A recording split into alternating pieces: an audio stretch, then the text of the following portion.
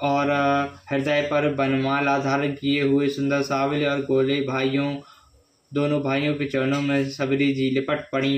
वे प्रेम से मग्न हो गईं, मुख से वचन नहीं निकलता, बार बार चरण कमल में सिर नवा रही हैं। फिर उन्होंने जल देकर आदर पूर्वक दोनों भाइयों के चरण धोए और फिर उन्हें सुंदर आसनों पर बैठाया।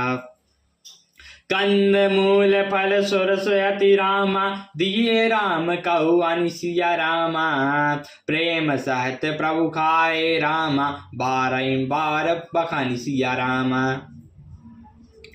उन्होंने अत्यंत रसीले और स्वादिष्ट कंद मूल और फल लाकर श्री रामचंद्र जी को दिए। प्रभु ने बार बार प्रशंसा करके उन्हें प्रेम सहित खाया।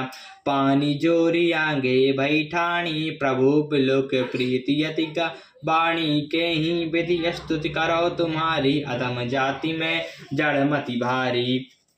अधम ते अधम अधम अति नारी, तिनका मन मति अघारी। कहत रघुपति सुनु भामिनी बाता, मानव एक भक्ति कर नाता। जाति पाति कुल धर्म बढ़ाई, जन धन बनि गुण चतुराई। भक्तिहीन नर सोहई कैसा, बिनु जल भारत देखहि जैसा। नवदा भक्ति कहो तुहि पाहि, सावधान सुनि धरु मन माहि। प्रथमहि भक्ति संतन कर संगा, दूसरी रति मन कथा प्रसंगा।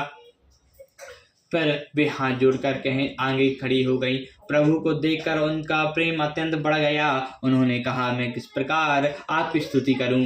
मैं नीच जाति और अत्यंत मूढ़ बुद्धि हूँ। जो अधम से भी अधम स्त्रियां उनमें भी अत्यंत अधम हैं, और मैं उनमें भी पापनाश, मैं मंद बुद्धि हूँ। रघुनाथ जी ने कहा, हे भामिनी, मेरी बात सुन। मैं तो केवल एक भक्ति का संबंध मानता हूँ। जाति पाति कुल धर्म बड़ाई धन बल कुटुंब गुण चतुरता, इन सब से के होने पर भी भक्ति से रहित मनुष्य कैसे लगता है, जैसे जलहीन बादल दिखलाई पड़ता है। मैं तुमसे सब अपनी नवदा भक्ति कहता हूँ, तू सावधान होकर सुन और मन में धारण कर। पहली भक्ति है संतों का सत्संग, दूसरी भक्ति है मेरे कथा प्रसंग में प्रेम।